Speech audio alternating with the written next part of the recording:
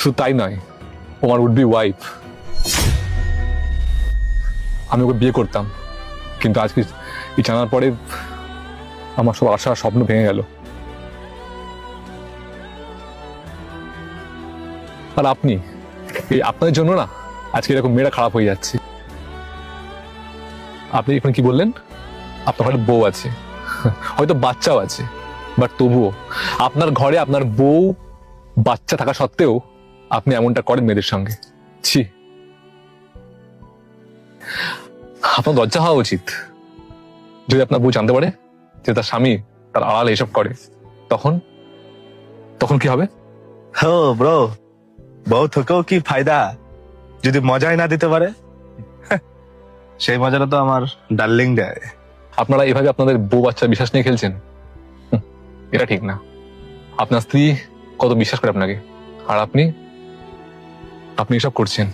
আজ আপনাদের মতন কিছু পুরুষের জন্য না মেয়েরা তাদের বরকে বিশ্বাস করতে ভয় পায়। যাই হোক প্রিয়া, আমি চলি। আজকের পর থেকে তোমার সঙ্গে আমার কোনো সম্পর্ক নেই, এখানেই শেষ। প্লিজ আমাকে ক্ষমা করে দাও, আমার ভুল হয়ে গেছে, এরকম ভুল আর করবো না, প্লিজ আমাকে ক্ষমা করে দাও। এই যে ভুল তুমি করেছো, ক্ষমা হয়? হ্যাঁ, তবে হ্যাঁ, যা পেয়ে গেছো তুমি এটা নিয়েই থাকো। যে অন্ধকার পথে তুমি পা বাড়িয়েছো, তুমি সেখানেই থাকো। তবে হ্যাঁ, এই যে কাজ, এই পথের কিন্তু কোনো ফিউচার নেই। প্লিজ প্লিজ প্লিজ আমাকে ক্ষমা করে দাও, প্লিজ। না, আমি তোমার পায়ে ধরছি। এটা হয় না, এটা হয় না।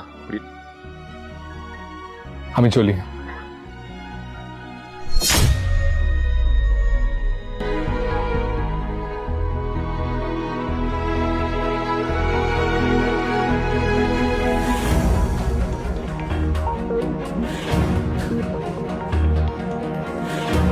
অনেক মেয়ে আছে যারা টাকার জন্য অনেক ভুল পথে পা বাড়ায়, কিন্তু টাকার জন্য তো আরও অনেক কাজ রয়েছে, সেগুলো করা উচিত।